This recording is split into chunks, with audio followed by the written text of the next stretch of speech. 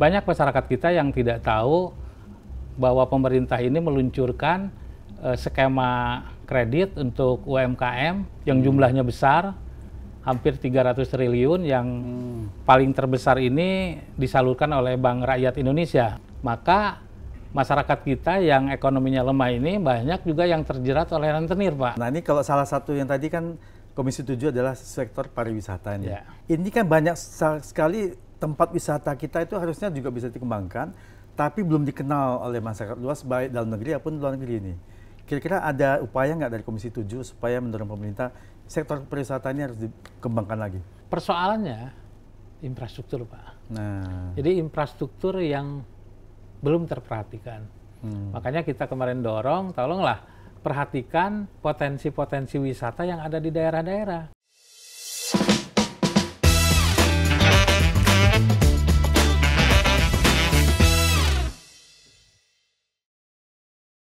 selamat datang di SR On, Edi Sharing Discussion bersama saya Edi Wijaya. Kali ini saya kedatangan seorang tamu istimewa, sahabat karib saya di Pelabuhan Ratu Sukabumi. Beliau sekarang adalah anggota Komisi 7 DPR RI periode 2024-2029, membidangi industri, UMKM, ekonomi kreatif, pariwisata, dan sarana publikasi. Nah, di sini kami akan ngobrol tentang hal yang berkaitan dengan Komisi 7.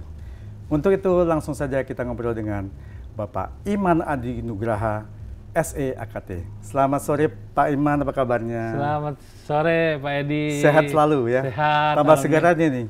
Pak Edi juga tambah segar kelihatannya. Iya, nah ini Pak Iman ini luar biasa pengalamannya di Dewan karena pernah 2 kali menjabat sebagai anggota DPRD Sukabumi. Iya. Waktu itu kalau nggak salah periode 2024-2009, Iya. 2009-2014. Betul, Nah ini betul. sudah pasti banyak berbuat buat masyarakat Sukabumi ya. Iya, di kampung saya jadi anggota Iya. DPRD. Nah sekarang justru berkiprah untuk nasional, untuk Iya. seluruh warga negara Indonesia. Alhamdulillah. Nah ini kita bicara tentang Komisi 7 yang tentang industri dulu ya. Iya, iya. Karena kan sekarang industri kita banyak PHK, Iya. Sritek, pabrik sepatu, pabrik Yamaha, macam-macam. Jadi ini kira-kira kalau dari Komisi 7 apa mungkin yang memberikan saran ke pemerintah supaya PHK ini bisa jangan lagi terjadi lah kalau bisa.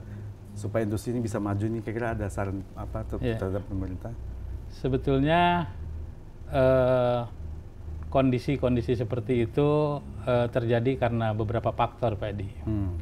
Yang pertama, kita tahu di negara kita yang masuk barang-barang impor itu impor ilegal ya, itu banyak. Yang Sehingga ilegal. barang-barang luar yang masuk ke kita yang ilegal itu juga menggerus produksi dalam negeri.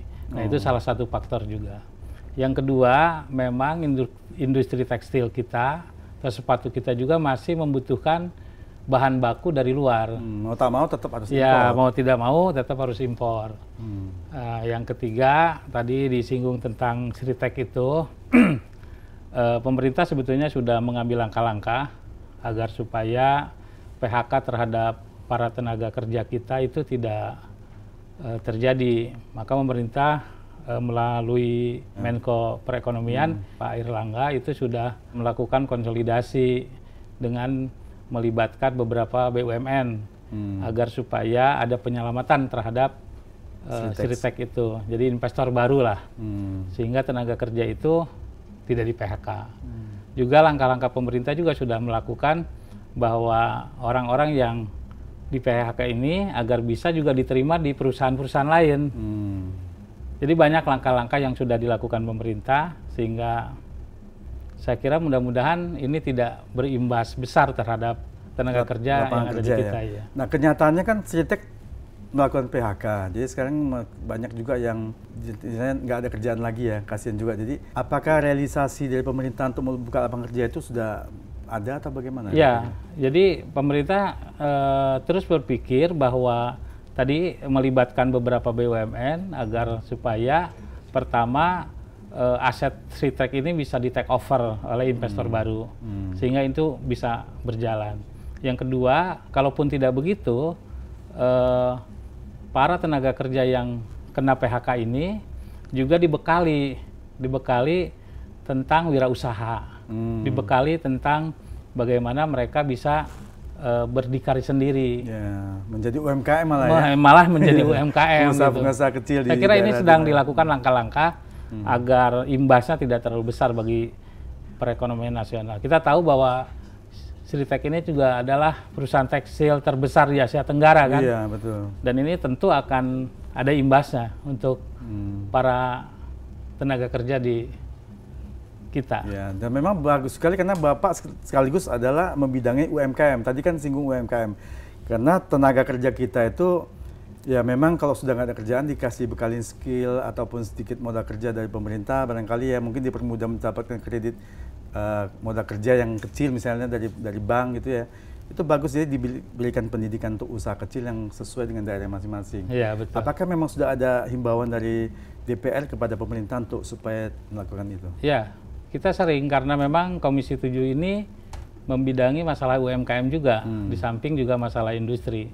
Kemarin kita rapat dengan Menteri UMKM supaya Pak Menteri ini, para bank-bank penyalur ini juga bisa memberikan informasi yang lebih masif terhadap masyarakat. Karena gini, banyak masyarakat kita yang tidak tahu bahwa pemerintah ini meluncurkan skema kredit untuk UMKM yang jumlahnya besar, hampir 300 triliun yang paling terbesar ini disalurkan oleh Bank Rakyat Indonesia.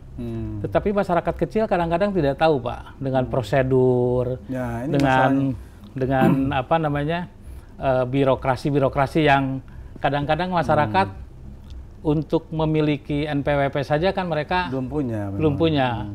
Apalagi NIB.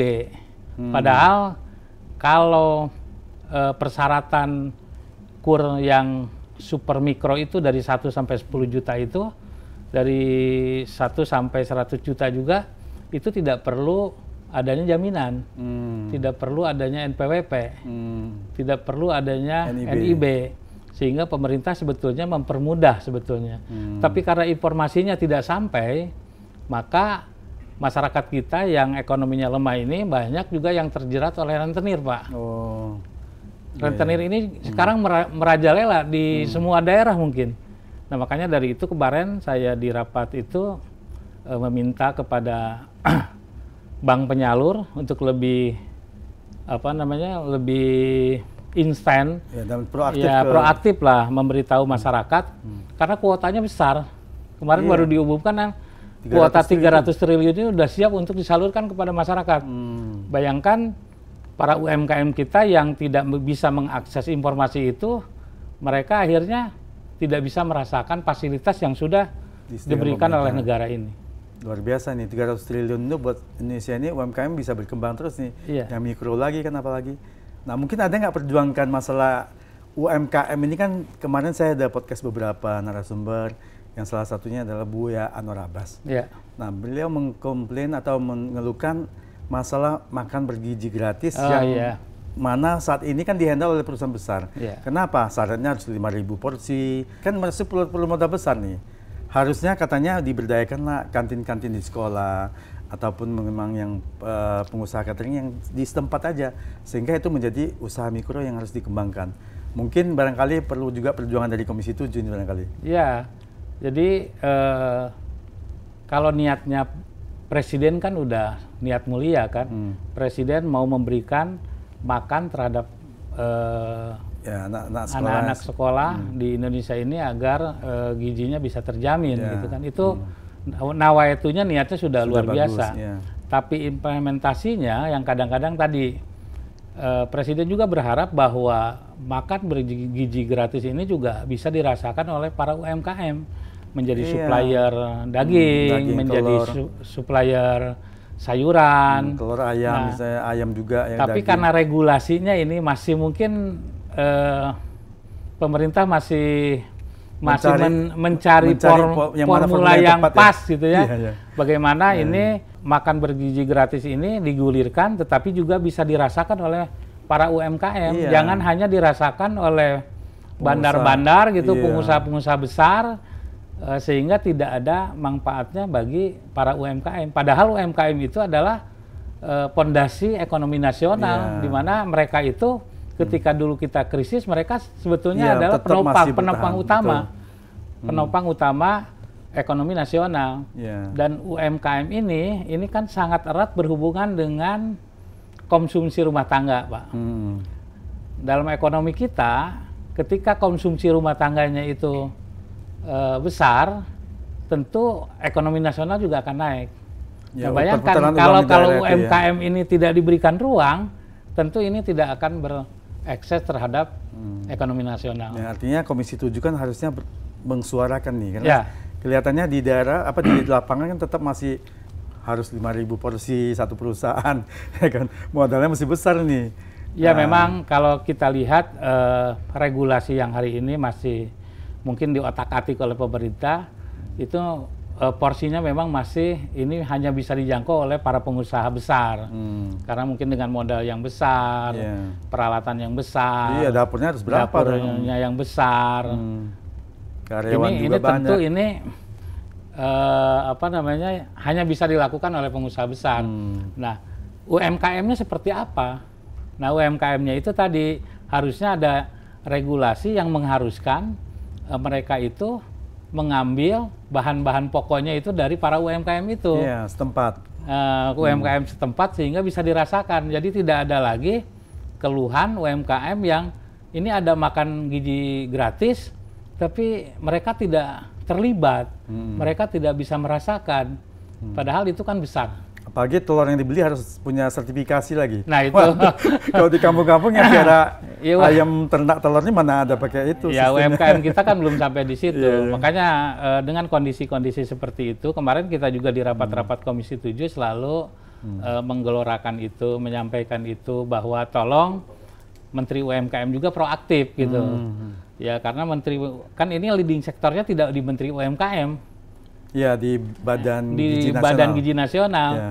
Maka Menteri UMKM tentu harus berkoordinasi juga dengan Badan Gizi Nasional agar supaya regulasi tadi itu juga bisa dirasakan oleh para UMKM setempat yang hari ini juga sebetulnya berharap. Ini kan gaungnya besar ini, makan bergizi gratis. Malah banyak juga oknum-oknum yang melakukan ya janji-janji bahwa dia bisa meloloskan gitu kan, bisa mendapatkan kerjaan itu, ya, jadi minta komisi ya, itu kan juga banyak terjadi. Tetapi mungkin seiring waktu karena pemerintah juga mempersiapkan secara matang, saya kira insya Allah dalam mungkin beberapa bulan ke depan ini formatnya sudah format idealnya sudah ketemu.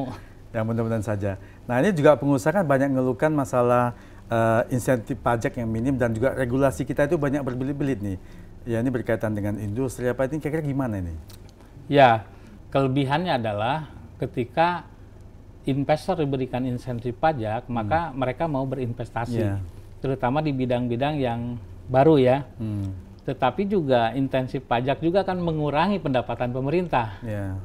Nah, inilah bagaimana pemerintah ini harus bisa bermain di dua sisi. Di satu sisi kita memang perlu investasi, perlu para pengusaha supaya baik lapangan dalam kerja juga banyak. Ya, baik dalam maupun luar masuk supaya membuka lapangan kerja. Kalau membuka lapangan kerja tentu ekonomi nasional pun juga akan naik. Tapi di sisi lain, maka pendapatan nasional kita juga akan berkurang dari pajak itu. Maka dari itu memang yang diperlukan adalah analisa mana saja, usaha-usaha mana saja yang bisa diberikan intensif pajak itu. Contoh hal, mungkin sektor tekstil sekarang. Tekstil ini kan lagi terjadi goncangan. Apalagi ada di Amerika dengan pengenaan tarif pajak yang tinggi. Tentu barang-barang kita yang masuk ke sana juga akan meningkat harganya, dan ini juga akan kalau konsumsi mereka itu berkurang, tentunya akan berpengaruh pada ekspor kita terhadap tekstil itu. Kemarin saya dihubungi juga oleh para pengusaha tekstil meminta bahwa mungkin bisa nggak diberikan intensif pajak, mungkin dinolkan dulu dalam kondisi seperti ini sehingga mereka bisa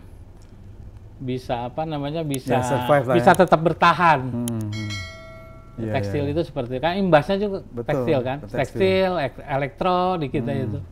Ya, karena barang-barang ekspor kita ya. Perkayuan, ya, mebel gitu kan. Itu kan barang-barang ekspor kita yang hari ini masuk ke Amerika dikenakan pajak yang tinggi kalau itu berlaku ya. Tapi alhamdulillah katanya 90 hari kita dikasih waktu lagi untuk negosiasi. Nggak diberlakukan dulu ya, nggak diberlakukan. Mudah-mudahan kembali lagi ke bisa bernegosiasi.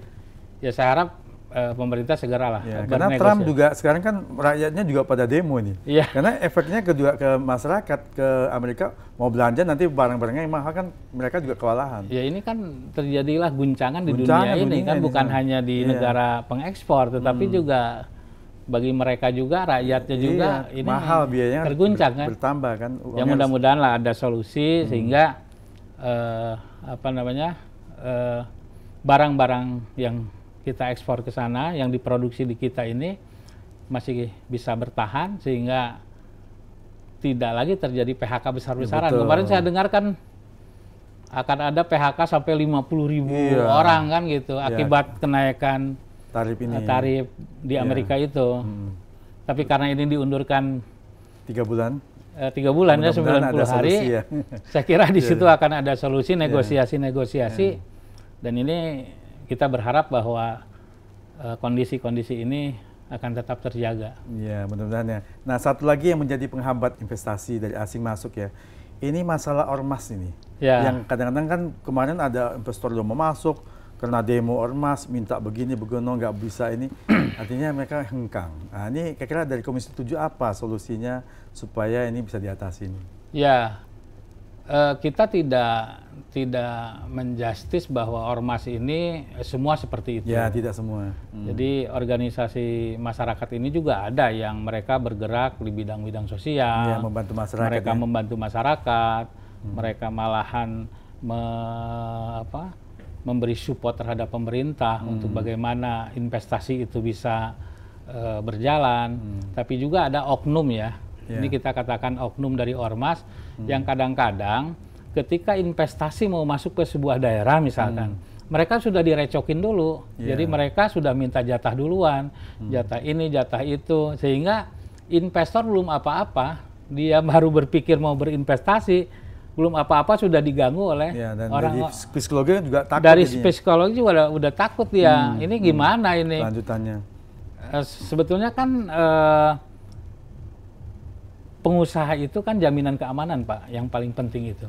Betul. Dia menginvestasikan uangnya di negara kita, ini terjamin nggak keamanannya?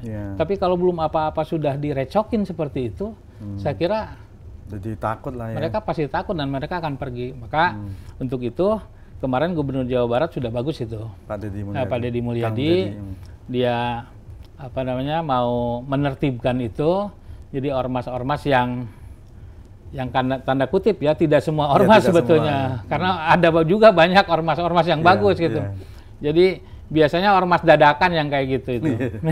Bikin ormas hanya untuk kepentingan pribadi, bikin ormas hanya untuk kepentingan kelompok saja mencari uang. Tapi kalau ormas-ormas yang sudah mapan, saya kira justru mereka mendukung. Kalau ada pun hanya oknumnya saja ya, beberapa orang sekitar. Dan di sinilah peran aparat, saya kira, peran aparat negara untuk melindungi para investor. Jadi tegas saja lah. Ya kita juga dorong kemarin waktu rapat juga dengan di Komisi 7, kita sarankan agar pemerintah itu berkoordinasi dengan aparat penegak hukum untuk melindungi para investor kita ini. Karena kalau mereka tidak dilindungi, mereka juga susah, Pak. Iya, apalagi nggak ada kepastian hukum juga, itu kan jadi masalah juga kan. Regulasi tadi yang berbelit-belit, birokrasinya juga berbelit-belit kan jadi masalah. Presiden kemarin mengatakan, udah jangan terlalu banyak birokrasi. Orang mau berinvestasi ditanya, setelah kita datang ke desa, dari desa ke camat, ini kan pusing orang. Pusing orang itu dibikin pusing. Ya kita apalagi saja orang lokal. Pungli belum lagi, oknumnya pungli lagi kan. Kita aja orang lokal mau berinvestasi seperti itu kan sudah pusing. Apalagi orang luar. Orang luar datang ke negara kita mau berinvestasi, tapi prosedur persyaratannya berbelit-belit. Artinya regulasinya itu memang mesti dipersimpel lagi, dibuat simpel lagi. Kita di Komisi 7 hari ini sedang ada panitia kerja revisi undang-undang pariwisata. Mudah-mudahan nanti juga revisinya lebih moderat ya, sehingga pariwisata kita itu bisa lebih cepat maju ya. Ya. Nah memang ini masalah tadi yang berbelit-belit dan segala macam ini kan kita lihat TikTok ini kan penggunanya itu Indonesia ini terbesar kayaknya nih. Tapi TikTok memilih investasinya malah di Thailand nih, bukan Indonesia nih. Katanya ini notabene karena takutnya masalahnya birokrasi yang berbelit-belit tadi itu.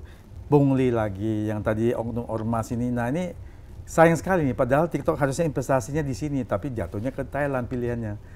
Nah ini mungkin harusnya ada upaya dari pemerintah ataupun dari DPR RI ini supaya ini jangan terulang lagi ke depannya. Ya, jadi kayak TikTok ya, pengguna TikTok di negara kita itu mungkin terbesar ya. Tapi kenapa TikTok berinvestasi di Thailand? Ya itu tadi, bahwa mungkin secara geografis mereka Thailand lebih menjangkau ya di kawasan. Juga dari segi keamanan. Mungkin di Thailand lebih aman, lebih nyaman, dan juga tadi itu, apakah ada insentif pajaknya di kita? Ya, insentif pajak yang diberikan. Nah, insentif pajak itu kan juga perlu bagi pengusaha kan. Nah, solusinya adalah menurut saya proaktif pemerintah terhadap investor-investor. Jadi pemerintah itu benar kata Presiden, jangan hanya diam saja. Hari ini rakyat butuh makan, kasih makan. Hari ini rakyat butuh pendidikan, ya benahi pendidikan. Jadi kata Presiden, jangan banyaklah rapat-rapat, apalagi yang mau dirapatkan. Oh, rakyat kita memang udah butuh makan, bagaimana cari solusi untuk makannya rakyat itu.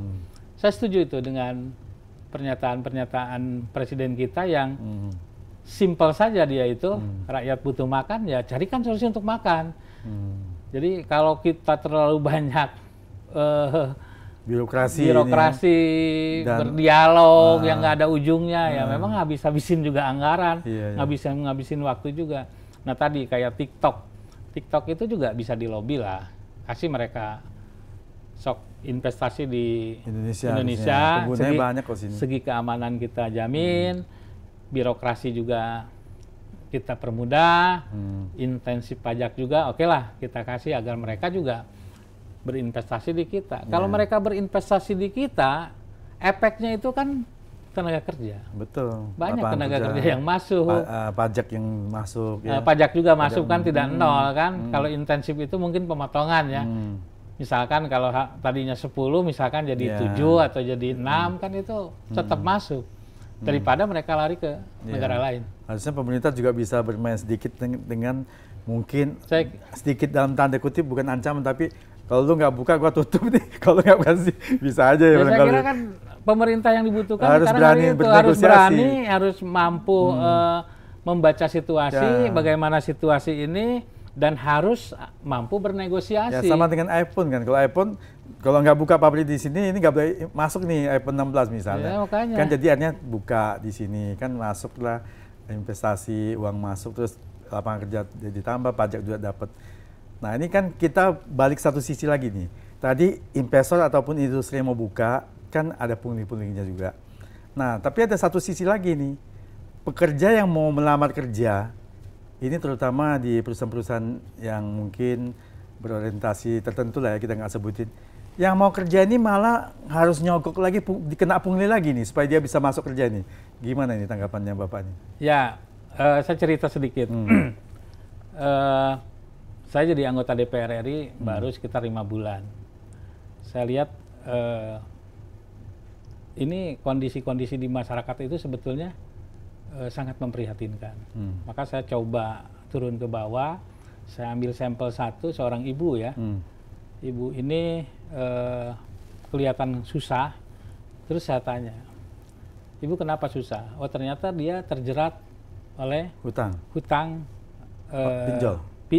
Rentenir, koperasi bank keliling yang mengatasnamakan koperasi. Ini kan banyak ini sekarang di masyarakat dengan bunga yang tinggi. Koperasi harian itu menjerat si ibu ini. Itu satu. Berarti fungsi dari tadi itu skema KUR ini tidak jalan, tidak bisa menjangkau orang yang padahal si ibu ini hanya butuh modal paling 5-10 juta. Oh, dia usahanya apa kira ini? Dia hanya pedagang keliling. Oh. Dia jualan bubur sumsum, dia keliling, dia punya tanggungan 2 anak, suaminya sudah sakit, sehingga dia menanggung, anaknya juga yang satu sakit. Akhirnya untuk sehari-hari, untuk mengembangkan usaha, dia pinjam ke bank keliling ini, Pak. Oh. Nah, saya telusuri. Tapi bank keliling ini nggak resmi kan? Atau gimana? Ya, mengatasnamakan koperasi, Pak. Kemarin di Komisi 7 saya sampaikan, Pak. Dan alhamdulillah setelah Lebaran ini, Pak Menteri dengan kepolisian itu akan memberantas bank-bank ilegal ini, bank-bank keliling yang ada di masyarakat ini, yang menjerat masyarakat ini dengan bunga yang tinggi, yang mengatasnamakan koperasi, padahal koperasinya juga tidak jelas apakah betul. Rentenir berkedok koperasi. Nah, ini rentenir yang berkedok koperasi ini banyak Pak sekarang ini. Karena bukan dari lokal juga, datang dari mana-mana itu. Oh, gitu ya. Jadi mungkin mereka bergerombol, datang 20 orang di sebuah daerah, disimpan orang itu untuk setiap hari dia keliling menawarkan cari mangsa itu. Cari mangsa. itu yang terjadi ya. Itu satu.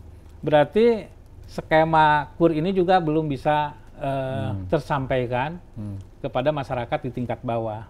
Yang kedua, saya tanya juga, katanya dia punya anak lulusan SMA, terus dia mau kerja di pabrik, dan dia dipungut, diharuskan ada uang puluhan juta. Untuk supaya bisa masuk kerja di perusahaan itu harus nyogok juga, harus dipungutin ya, lagi. Saya dari kemarin menyuarakan ini. Ini sebuah pabrik yang dibangun di sebuah daerah, ketika masyarakat lokal, ya anak-anak yang baru lulusan SMA, mau kerja ini harus bayar. Dan ini juga harus menjadi konsen dari pemerintah. Karena ini kan penegakan hukum, Pak. Betul. Penegakan hukum yang harus ditindak. Tadi itu, apakah itu ada oknum-oknum ya yang mengorganisir, yang mengatasnamakan LSM mungkin, organisasi apalah. Nah, mereka mungkin bekerja sama dengan pihak perusahaan. Atau pihak perusahaan membiarkan itu terjadi, dia tahu bersih aja karena tidak mau diganggu. Akhirnya para tenaga kerja ini masuk dulu ke oknum ini. Nah, oknum inilah yang menyampaikan ke perusahaan. Karena mungkin awalnya tadi itu, diawali dengan minta jatah tenaga kerja, minta jatah ini dan itu. Akhirnya perusahaan tidak berdaya. Bisa saja begitu. Dan ini terjadi, Pak, bukan nilai kecil. Bisa 15 juta, bisa 20 juta satu orang untuk bekerja. Bayangkan. Dan ini bukan ratusan lagi, mungkin udah ribuan orang. Tapi yang penting ini ternyata bukan perusahaan yang minta.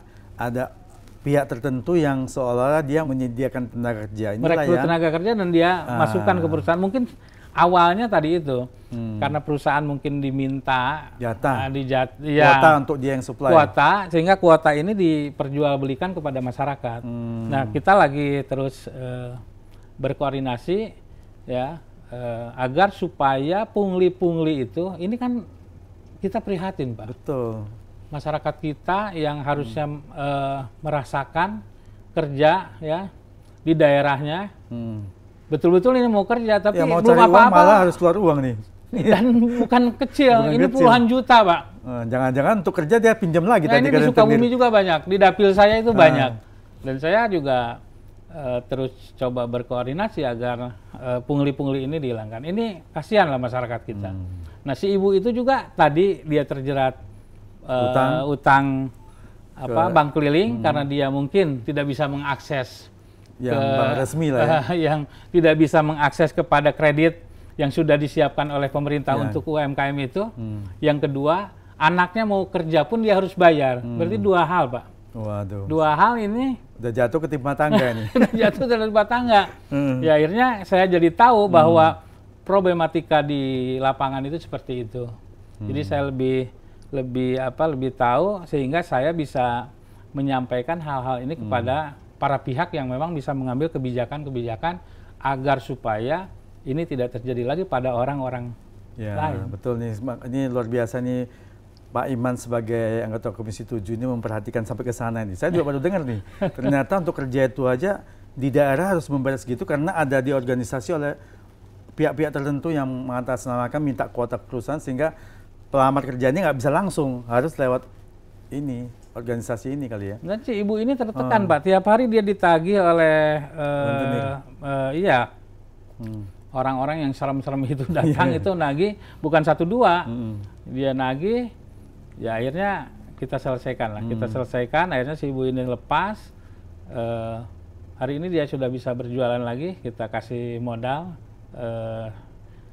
untuk usaha dia tanpa pinjam, tanpa apa, tanpa bunga, tanpa apa, kita kasih modal aja dari. Tapi perlu dikembalikan nggak modal? Kita ini yang pribadi saya aja membantu.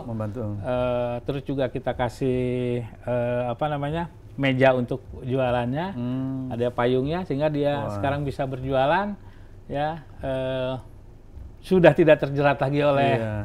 Tapi juga saya yakin ini banyak ibu-ibu lain, yang ya, seperti beliau orang-orang lain yang seperti dia. Sebelumnya, karena kan awalnya kita tidak tahu ini kenapa fenomena ini apakah benar atau tidak, sehingga akhirnya saya coba untuk menelusuri dan saya panggil, saya tanya seperti apa, oh iya benar ternyata. Jadi kemarin itu bukan ke si ibunya yang nagihnya ke kita, ke rumah aspirasi saya Pak. Ada beberapa puluh orang yang nagih, saya hadapi semua itu, saya hadapi, ya ternyata itu dia mengatasnamakan koperasi dengan bunga tinggi harian, padahal pinjamnya itu cuma 1 juta 2 juta. Wah, jadi kalau ada 10 kan bunga berbunga jadi berapa itu ya? Iya, dan dia bisa top up Pak. Kalau misalkan dia baru udah bayar 10 kali, dia bisa top up lagi, dia pinjam dapat lagi. 300 lagi gitu, 300.000 lagi. Makin membengkak, dan kan? Terus pinjamannya buat berbunga dan kali. Saya telusuri ini bukan hanya seorang, tapi mungkin ratusan, mungkin ribuan orang di Indonesia seperti itu. Maka kemarin saya sarankan kepada bank penyalur, tolonglah Anda tidak hanya menunggu saja di kantor Anda, tetapi Anda cobalah proaktif ke masyarakat, melihat fenomena yang terjadi di masyarakat seperti apa. Ya fenomena yang hari ini terjadi di masyarakat itu seperti itu. Nah ini sebelum kita lanjut yang tadi yang berat-berat nih, kan tadi Pak Iman udah singgung rumah aspirasi nih. Saya teringat waktu saya main ke rumah aspirasinya Pak Iman nih, yang di Pelabuhan Ratu kan. Luar biasa, di situ di dalamnya kan selain rumah aspirasi menerima aspirasi masyarakat, ternyata juga ada namanya catur, cakap tutur bersama Kang Iman. Ini podcast juga ini. Pak Iman ini punya podcast, jadi ternyata podcastnya ini menerima aspirasi dari masyarakat. Dan apa saja nih supaya pemirsa SRO ini tahu nih caturnya apa saja yang di podcast? Ya, yang pertama, saya memang sebagai anggota DPR RI itu difasilitasi untuk ada rumah aspirasi. Setiap tahun kita difasilitasi Pak. Nah, rumah aspirasi ini tentu saya sebagai anggota DPR di Dapil ini menampung aspirasi masyarakat. Masyarakat bebas datang ke rumah aspirasi kita, menyampaikan apa saja keluhan-keluhannya, kita buka. Nah, di samping rumah aspirasi, kan kita ingin pendalaman. Kalau hanya dia datang beberapa puluh orang, mungkin hanya berapa waktunya terbatas. Nah, maka saya pun di situ ada podcast Pak. Podcast di belakang itu yang namanya Catur. Catur. Cakap tutur bersama Kang Iman. Nah, si ibu tadi pun saya telusuri awalnya itu dari sana podcast Catur itu. Jadi saya lebih tahu, tadi problemnya apa, persoalannya apa, kendalanya apa, kesedihannya apa. Jadi kita lebih tahu. Nah, karena Sukabumi ini luas Pak, ada 386 desa, 47 kecamatan, maka tidak mungkin seorang saya harus menjangkau setiap desa. Betul. Nah, maka lewat rumah aspirasi dan podcast saya itu, Catur itu, kita undang Pak. Dan terbuka untuk siapa saja yang mau datang. Ada kepala desa ya. kita undang, kita ingin tahu kondisi-kondisi di desa seperti apa. Masih adakah masyarakat yang tidak makan, masih adakah anak-anak yang putus sekolah, kita kan jadi bisa tahu. Ini luar biasa nih, anggota DPR RI yang luar biasa. Yang biasanya hanya formalitas, kunjungi konstituen. Tapi ini kerja nyata loh, gitu, Pak Iman ini. Kerja nyata yang betul-betul bisa menerima aspirasi masyarakat, bahkan sampai mengorek apa permasalahan lewat podcast Catur tadi. Saya korek lewat podcast. Pertanyaannya simpel saja, masih adakah masyarakat di desa itu yang tidak makan, masih adakah anak-anak kita yang putus sekolah, masih adakah masyarakat yang tidak memiliki rumah layak huni, kan persoalan kecil itulah yang hari ini yang lagi dikonsentrasikan oleh pemerintahan Prabowo ini. Jadi saya membaca bahwa alur pikiran presiden itu kan seperti itu. Saya sebagai anggota DPR RI sebagai wakil rakyat, sebagai pejabat negara tentu juga ingin menggali itu. Walaupun anggota DPR kan bukan eksekutor. Saya kan bukan eksekutor. Saya hanya bisa, fungsi saya hanya legislasi, penganggaran, dan pengawasan. Eksekutornya kan pemerintah eksekutif, gubernur kalau di provinsi, bupati kalau di kabupaten. Jadi kota, wali kota. Jadi tugas saya adalah menyuarakan, menyampaikan ketika kita bahas di DPR pada fungsi-fungsi saya itu pasti kita suarakan sehingga menjadi sebuah kebijakan, sebuah aturan yang memang bisa dirasakan oleh masyarakat. Nah, ini luar biasanya. Saya kira gini, Pak Iman ini kan saya tahunya ini waktu muda ini adalah penjual nasi goreng nih. Jadi mungkin background Pak Iman ini karena bekas jadi juga UMKM mikro dari jualan ke ibu tadi, jualan nasi goreng dan bisa sukses hingga hari ini. Mungkin itu melatar belakangin apa tindakan Bapak saat ini. Barangkali itu enggak. Cerita dikit nih biar pemirsa saya tahu nih. Dari jualan nasi goreng bisa jadi anggota dewan, ini luar biasa nih. Cerita dikit nih Pak Iman. Ya, saya 96 selesai kuliah dari Yogyakarta. Saya balik ke kampung. Kampung saya di Pelabuhan Ratu, Kabupaten Sukabumi, Jawa Barat. Waktu itu saya bingung juga Pak, mau apa ini habis kuliah. Karena kerja juga, lapangan pekerjaan kan juga terbatas. Ya akhirnya saya inisiatif aja, saya coba jualan nasi goreng di pinggir jalan, bongkar pasang. Biasanya sore jam 4 saya baru pasang tenda. Jam 2 malam, jam 3 subuh itu saya beres-beres Pak. Itu belum nikah saya dengan istri saya sekarang ini, dengan pacar saya itu. Saya pasang tenda, saya tunggu, saya masak sendiri, saya jualan nasi goreng. Ya alhamdulillah dari situ kita punya modal. Saya suka ke Tanah Abang juga. Oh, belanja pakaian Pak. Sarung-sarung pakaian iya, gitu ya? Pakaian wanita, daster apa, kita belanja karungan, kita bawa ke kampung, ya kita jualan, punya modal lagi. Dari situ saya mendirikan lembaga pendidikan. Saya ada semacam lembaga kursus, itu Nadi College dulu namanya. Ya kita kursus komputer, kursus bahasa Inggris. Ya dari situ 98 kan ada reformasi Pak tuh. 97 saya nikah, 98 reformasi, baru saya tertarik ke politik. Jadi saya ikut di politik 2004, alhamdulillah. Calonkan tadi dewan itu ya? Saya nyalon DPRD dan saya terpilih 2004, 2019. 2004, 2009, 2014 itu 10 tahun saya jadi anggota DPRD. Ya selepas 10 tahun jadi anggota DPRD, saya melanjutkan rintisan dulu jualan nasi goreng, tapi sekarang agak permanen. Jadi saya buka restoran ya. Saya buka restoran. Ya alhamdulillah dari satu sekarang punya 2 restoran. Dan kemarin baru seminggu yang lalu saya juga buka lagi Pak. Oh. Mie ayam dan mie kocok. Waduh, saya jualan mie ayam dan mie kocok. Kalau ke Pelabuhan Ratu dicoba itu. Kalau saya sudah mie ayam, mie kocok Muara itu. Oh gitu. Yang saya udah coba itu restoran Teras Muara. Oh, Teras Muara plus ya. Dengan seafood yang di depannya ya. Oh, dapur Muara. Nah, ini yang mie kocok belum nih. Nanti saya datang lagi. Kocok saya udah buka Pak. Buka alhamdulillah. lagi ya? Alhamdulillah. Ya seminggu ini sudah operasi mie ayam, mie kocok Muara. Wah, luar biasa. Tapi yang juga ini kan biasanya hidup kita itu memang pasang naik, pasang turun. Kan Pak Iman pernah juga setelah itu calonkan jadi wakil bupati. Ya, saya beberapa kali. Tapi gagal ya? Gagal. Saya gagal nyalon wakil bupati, tapi bagi saya kan kegagalan itu juga bukan akhir dari segalanya. Ya, itu memberi motivasi malah berjuang lagi ya. Kalau saya gagal, saya nggak pernah mikir Pak ke belakang, ke depan saja. Karena dasarnya bukan ambisi, dasarnya adalah ingin mengabdi. Jadi ketika itu tidak tercapai, ya kita nggak kecewa. Rakyat belum memerintahkan kita.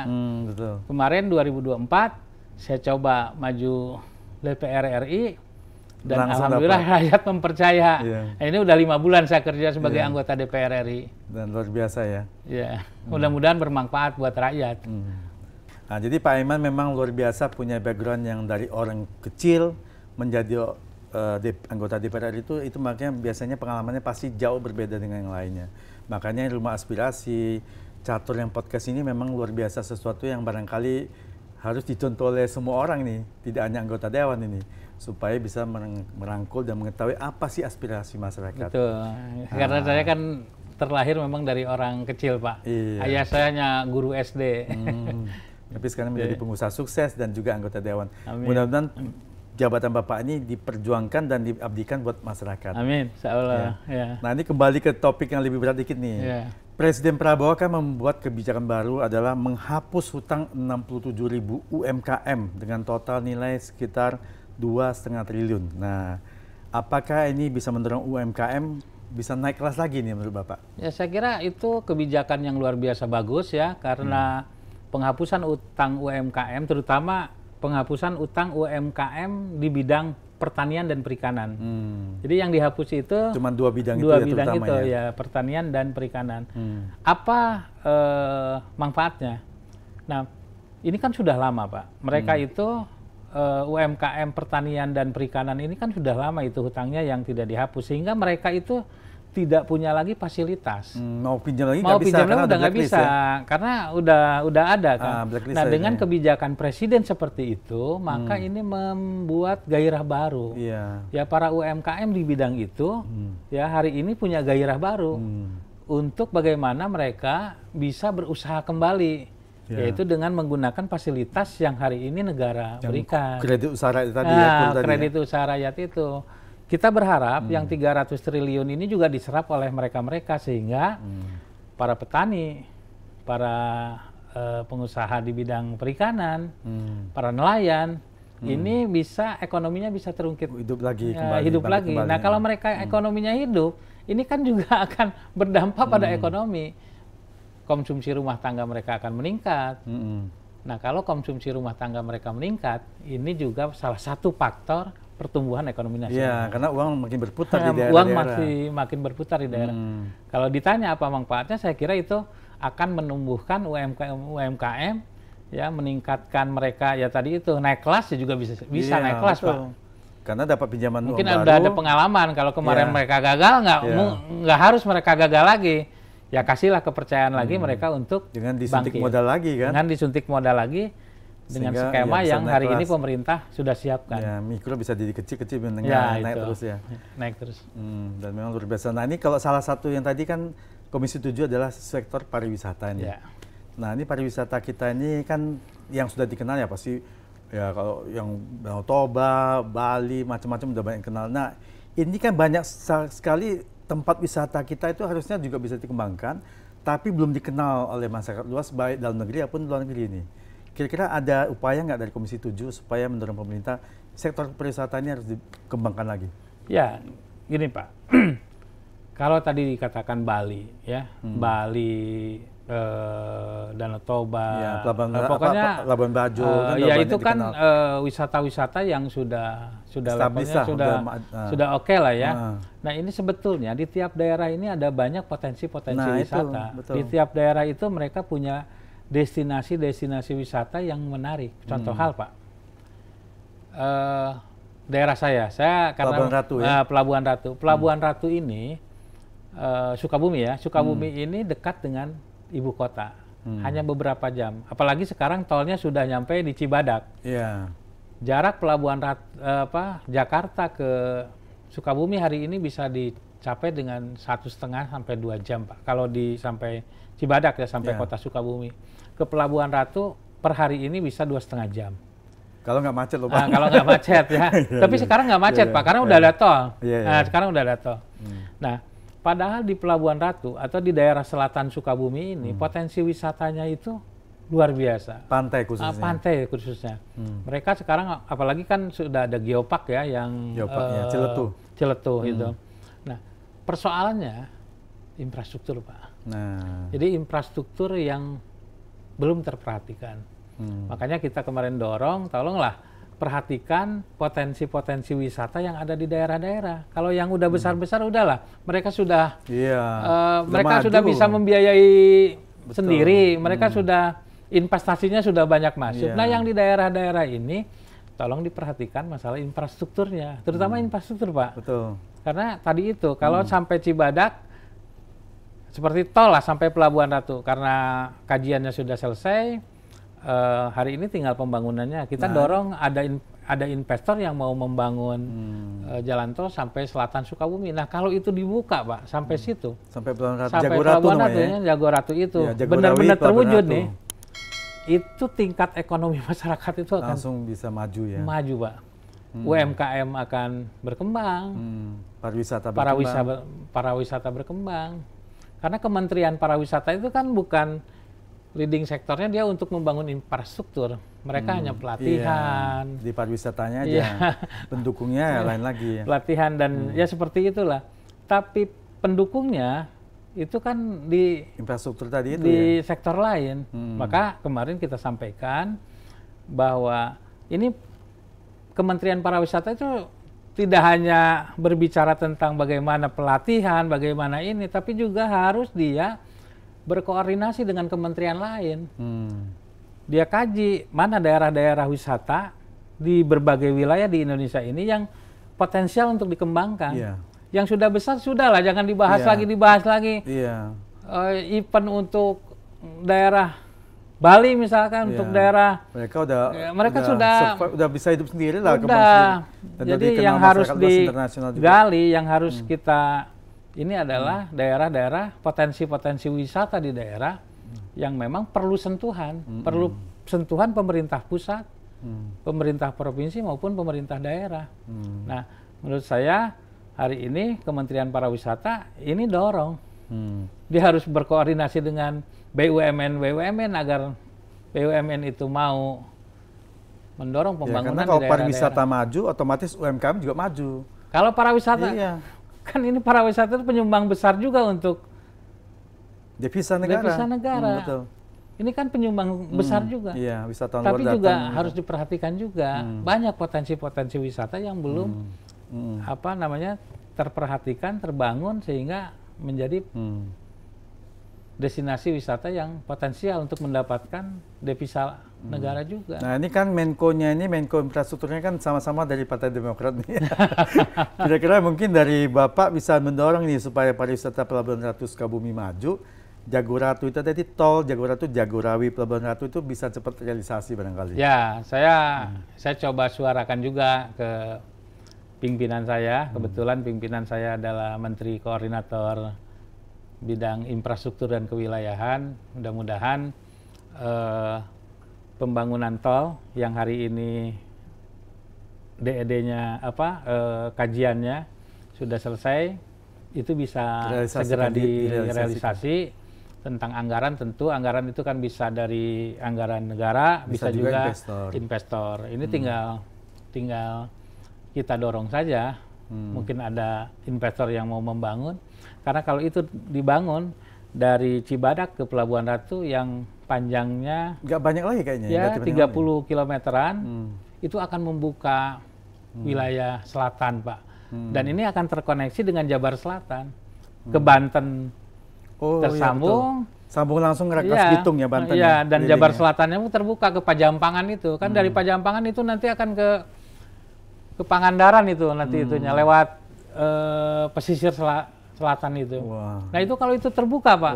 Ekonomi di wilayah-wilayah selatan, padahal kan saya katakan tadi fenomenanya alamnya itu tidak kalah dengan Bali. Kalau itu didorong, dipoles, dibangun, saya kira itu. Jadi mudah-mudahan Menteri Infrastruktur ini juga bisa mendorong. Menterinya juga ya langsung. Ya, Pak Menterinya bisa mendorong investor atau memikirkan lah. Ini tinggal dituntaskan ke selatan, udah Pak. Kan Sukabumi kan 3 juta penduduknya, Pak.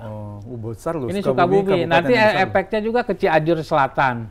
Efeknya juga ke daerah Kabupaten Lebak. Nah, mungkin barangkali dari Komisi 7 bisa koordinasi juga. Yang didorong tuh kalau nggak ada investor, Danantara dong investornya. Kan anggarannya besar. Danantara. Nah, tadi juga ngobrol-ngobrol dengan kawan, ada katanya investor yang dari mana? Turki. Saya bilang coba aja lihat-lihat, mungkin nanti bisa kita sampaikan juga, sambungkan juga dengan para pengambil kebijakan. Yang mudah-mudahan pembangunan itu tidak hanya harus mengandalkan uang. Betul, negara sendiri APBN-nya. Tapi juga menggunakan uang investor. Iya. Nah ini satu lagi tentang pariwisata nih kan ya ada sorotan publik kemarin kebetulan Menteri Pariwisata kita ini kan terlihat kurang confidence kemarin ya dan juga dianggap public speaking-nya kurang bagus. Nah ini tanggapan Bapak gimana? Ya itu waktu rapat dengan Komisi 7. Jadi mungkin grogi ya, kan? Atau melihat Pak Iman grogi kan? Yang pertama mungkin Ibu Menteri sedikit grogi. Yang kedua Bu Menterinya karena baru kan. Tapi kalau dari latar belakang, dari segi pendidikan saya kok yakin ya. Mumpuni lah. Beliau ini mumpuni. Ya namanya baru lah, pastilah ada grogi. Tapi nanti ke depan mungkin akan lebih confident lagi dia. Harusnya akan lebih percaya lagi. Hanya grogi aja mungkin. Kurang ngopi mungkin. Kurang ngopi. Atau mungkin anggota dewan kita itu kan bertanya itu terlalu kritis tuh, jadi kaget ya mungkin. Ya kalau anggota dewan kan seperti itu. Kalau anggota dewan pasti nanyanya itu. Ya, tapi kalau sama ibu-ibu menteri mungkin agak lembut dikit lah. Kebetulan kan ibu menterinya juga apa namanya? Ya basicnya kan juga pengusaha ya. Basicnya pengusaha. Tapi saya yakin ke depan dia akan lebih memajukan pariwisata kita. Mudah-mudahan ya. Ini tadi kembali kita ke bidang ekonomi kreatif nih. Nah ini masalah undang-undang cipta dan hak kekayaan intelektual tentang lagu kan terjadi banyak gugatan yang digugat. Ini agak sedikit kisruh juga nih. Nah dari Komisi 7 kira-kira apa solusinya supaya ini bisa berjalan dengan lancar nih? Saya kira tinggal penyempurnaan regulasi lah. Kalaupun perlu revisi undang-undang tentang hak kekayaan intelektual dari lagu ya, pencipta lagu. Karena gini, pencipta lagu ini dia itu tidak merasa pencipta karya ya, baik lagu ataupun apa, itu tidak puas ketika tidak puas dengan apa yang dia dapatkan. Nah, mungkin harus diatur supaya jelas keberadaan hak mereka itu seperti apa. Jadi dalam regulasi yang baru mungkin perlu ditegaskan lebih tegas lagi bahwa pencipta ini dapat sekian kan gitu. Sehingga dia bisa memonitor gitu loh. Kan hari ini banyak yang protes itu ciptaannya dinyanyikan dibawa oleh orang lain tapi dia tidak punya dapat royaltinya nggak dapat. Kok itu ciptaan saya tidak dapat apa-apa. Nah mungkin di dalam regulasi yang baru itu hanya perlu penegasan itu sehingga ada pembagian-pembagian yang pembagiannya yang jelas. Kalau pembagiannya jelas kan nggak ribut. Yang ribut itu kan ketika tidak jelas kan. Kalau PEDI menciptakan sesuatu tiba-tiba sesuatu itu saya digunakan banyak orang dan ini mendatangkan keuntungan, tentu ini akan menjadi ribut. Nah ini harus jelas di situ. Saya kira undang-undangnya, regulasinya yang harus dipertegas itu di situ, sehingga hak seseorang itu jelas. Oh iya, kalau ciptaan saya digunakan oleh Pak Edi, saya dapat sekian, jelas gitu loh. Kalau ada yang melanggar, ya mungkin hukumannya lebih diperberat lagi. Gitu. Keinginan mereka seperti itu. Mudah-mudahan ada solusi yang tepat ya. Nah ini satu hal lagi tentang masalah Presiden Prabowo kan mau membentuk 70.000 koperasi merah putih ini. Nah, ini kalau bisa dibentuk dan bisa berjalan baik kan tentunya tidak ada koperasi-koperasi tadi yang ecek-ecek abal-abal tuh. Yang abal-abal. Nah, ini tentunya koperasi ini kan berhubungan dengan UMKM bisa maju. Nah, dengan kebijakan pemerintah atau Presiden Prabowo untuk membentuk koperasi merah putih yang sebanyak 70.000 itu, tanggapan Bapak di Komisi 7 itu gimana? Ya, jadi gini, sebetulnya kan konsep Presiden itu luar biasa, Pak. Idenya luar biasa. Idenya luar biasa. Jadi kita sudah bisa menangkap bahwa ide ini adalah luar biasa. Outputnya adalah bagaimana rakyat di bawah ini bisa sejahtera. Contoh hal, Pak. Kalau seandainya koperasi merah putih ini nanti didirikan di desa, dan si koperasi ini betul-betul dikelola dengan baik, tidak dikorup, para pengurusnya mereka-mereka yang bertanggung jawab. Mereka mengelola, tadi misalkan, kalau selama ini banyak orang-orang pengusaha yang mengijon ke para petani kita, sebelum panen udah dikasih pinjam uang, sehingga ketika panen mereka sudah tidak bisa apa-apa lagi. Ya, harus jual ke dia. Barangnya udah diambil oleh penghijauan itu. Nah, ke depan kalau ada koperasi merah putih ini, ya para petani kita yang sudah menjadi anggota dari koperasi merah putih ini, barang-barang dari para petani ini diterima dengan harga pada saat ini, harga wajar. Ini kan efeknya itu akan dirasakan oleh mereka-mereka, Pak, di desa. Itu salah satunya. Maka keberadaan koperasi merah putih ini ide dasarnya itu luar biasa. Tapi implementasinya, nah, ini harus para gimana? pengelolanya di daerah ini, ya ini yang harus di-stressing. Pertama, kan koperasi ini juga banyak bermasalah. Betul. Karena tadi pengurusnya yang tidak amanah. Yang koruptif juga. Yang koruptif juga. Nah, makanya program ini sangat bagus, program ini memberikan harapan yang bagus, tetapi tadi itu implementasinya nanti ini harus benar-benar diurus, dimonitor, diawasi secara ketat. Berarti tata kelola dan pengawasannya Tata kelola ini dan pengawasannya harus betul-betul diawasi secara contoh juga tepat. di wilayah kami ini ada para penambang rakyat. Kemarin banyak itu puluhan orang. Penambang rakyat di bidang apa? Pertambangan, Pak. Pertambangan logam. Oh. Nah, para penambang rakyat ini datang kepada saya, Pak Iman, kami ini orang sini, kami ini penambang. Tapi kami ini mau nambang nggak bisa, ya nggak bisa. Nggak ada izinnya? Nggak ada izinnya. Kalau nggak ada izinnya berarti ilegal. Tangkap ya. ntar. Nah, nanti ditangkap. Nah, mungkin dengan koperasi merah putih, kalau memang ada, saya berharap koperasi ini juga bisa memiliki izin tambang rakyat.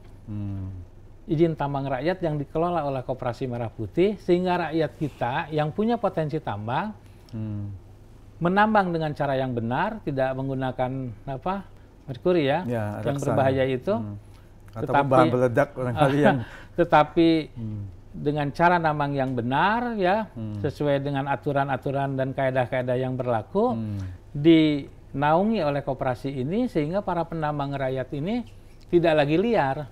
Mereka bisa menambang dengan cara yang benar, mereka bisa dikelola oleh koperasi. Tentu kalau koperasinya maju, rakyatnya maju kan, yang untung di desa-desa juga. Betul. Tapi satu hal juga Pak Edi, jangan sampai koperasi ini berbenturan dengan lembaga yang sudah ada dibentuk di desa. Dan juga koperasi ini juga jangan mengambil modal yang sudah hari ini diluncurkan untuk pembangunan infrastruktur di desa. Kan sekarang desa dapat Dede nih, dana alokasi desa itu untuk pembangunan infrastruktur. Iya, kan itu untuk pembangunan infrastruktur, untuk gaji kepala desa, untuk gaji staf desa, mungkin juga untuk gaji para RT dan RW, Kadus, RW. Ya. Nah, ini jangan sampai adanya koperasi justru yang ini hilang. Kalau ini hilang kan nanti kesulitan juga para kepala desa kita. Terutama sebenarnya infrastruktur ini nggak boleh dikurangi, karena kalau dengan petani-petani di desa, logistik itu kan perlu cepat dan mudah. Kalau jalannya rusak, dia mau ke sana udah harusnya cuma 2 jam, dia 1 hari 2 hari sudah rusak. Ya, makanya dana yang hari ini yang sudah teralokasi ke desa itu jangan diganggu oleh permodalan koperasi merah putih ini. Koperasi merah putih ini disupport lagi dana pemerintah pusat. Tapi tadi itu pengelolaannya harus benar, pengawasannya juga harus benar, dan potensi desa ini bisa dikembangkan oleh koperasi ini. Tadi para penghijauan ini hilang tidak ada. Petani kita itu kan kayak gitu, dia butuh ambil uang, ketika dia panen udah nggak dapat apa-apa, padahal harga naik mereka sudah nggak bisa apa-apa. Nah, kalau koperasi mungkin nanti bisa ikuti harga pada saat itu. Tidak ijon lagi. Ya, luar biasa. Luar biasa itu kalau koperasi ini bisa berjalan. Tapi tadi itulah sumber daya manusianya juga yang harus dididik benar-benar, pengawasannya juga. Nah, Pak Iman ini kan, karena Pak Iman juga orang sibuk dan juga waktunya terbatas ya. Nah, memang tidak bisa semua lini yang ditanganin oleh Komisi 7 kita bahas sekarang. Nah, ini mungkin ada pertanyaan penutup buat Pak Iman. Apa pesan Pak Iman dan motivasi yang Pak Iman bisa berikan kepada masyarakat kita supaya bisa sukses seperti Pak Iman nih, yang tukang nasi goreng ini sekarang bisa menjadi orang hebat. Supaya mereka sekarang ini yang saat ini juga dibawa-bawa, jangan putus asa, jangan berkecil hati, suatu saat bisa sukses seperti Pak Iman ini. Memberikan sedikit motivasi Pak Iman, coba silakan. Ya, yang pertama menurut saya ada 2 kuncinya Pak. Pertama, kita kerjakan dulu yang kecil-kecil. Jangan ujug-ujug kita ingin menggapai sesuatu yang besar. Jadi kita kerjakan yang kecil. Seperti saya dulu, kita coba dagang nasi goreng di pinggir jalan, ternyata itu juga akhirnya bisa buka restoran, bisa ya, maju meningkat. terus. Itu yang satu. Jadi para pemuda kita jangan mimpinya jangan, ya artinya bukan nggak boleh bermimpi, ya memang harus bermimpi. Kita juga bercita-cita dulu besar bercita-cita tinggi, tapi ketika ada pekerjaan kecil yang di depan mata kita dia bisa nggak mau ambil yang bisa kita kerjakan, ya kita kerja sebelum kita mendapatkan pekerjaan yang besar. Kan kebanyakan sekarang dia bercita-cita tinggi, instan pinginnya. yang tinggi ini belum menghampiri, tapi yang kecil yang di depan mata tidak dikerjakan. Maksud saya, kalau di depan mata kita ada yang bisa kita kerjakan, sesuatu yang baik, yang legal, yang tidak melanggar aturan, kerjakan. Sehingga mendatangkan profit, walaupun itu tidak besar, tapi kalau terus kita kumpul itu bisa menjadi besar. Ya. Sebelum menjadi kita besar mendapatkan sesuatu yang besar. Itu yang pertama. Yang kedua, kegagalan itu biasa. Saya beberapa kali gagal dalam kontestasi, tapi tidak menjadikan kita putus asa. Kegagalan itu adalah sesuatu yang tertunda, keberhasilan yang tertunda dan menjadi pelajaran ya. Dan ingat, jangan balik ke belakang melihat kegagalan, nanti kecewa. Oh ya, mikirin gagal terus. Harus optimis. Lakukanlah hari ini yang terbaik. Karena yang ke belakang kita tidak mungkin akan kembali, dan yang di depan belum tentu akan bisa kita raih. Kalau nggak berusaha dengan tekun dan dengan sepenuh hati ya. Iya, lakukan yang terbaik hari ini. Hari ini kita bisa melakukan jualan nasi goreng, jualan. Besok lagi kita bisa jualan yang lebih besar, ya jualan. Dan juga harus menjaga tadi mungkin reputasi tadi ya, mungkin reputasi, kejujuran, tanggung jawab, dan itu mungkin karakternya harus dibarengin juga nih supaya bisa menjadi orang sukses. Ya, harus kreatif lah. Jadi jadilah pemuda kreatif, apapun saya kira bisa dilakukan. Asal tadi itu ada kerja keras, ada kemauan, ada kegigihan, dan tentu ya berdoa agar kita sukses. Kepada Tuhan ya. Ya. Terima kasih Pak Iman atas waktu yang luar biasa berbagi sama-sama, di SRON. Nih Pak Edi teman saya, sering ketemu, sering ke Pelabuhan Ratu.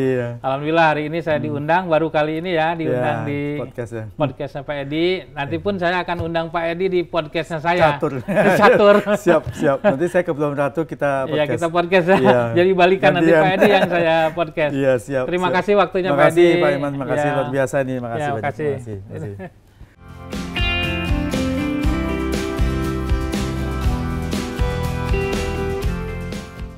Sobat setia SRON, itulah tadi obrolan saya dengan Bapak Iman Adi Nugraha, anggota Komisi 7 DPR RI. Semoga penjelasan dan juga sharing pengalaman beliau bisa mencerahkan kita dan memberikan semangat kepada generasi muda untuk tetap semangat dan bisa sukses suatu hari. Nantikan obrolan berikutnya yang tetap menarik bersama narasumber yang wow dan amazing hanya di SRON, Edi Sharing Discussion, podcast yang kreatif, inovatif, dan informatif. Sampai jumpa.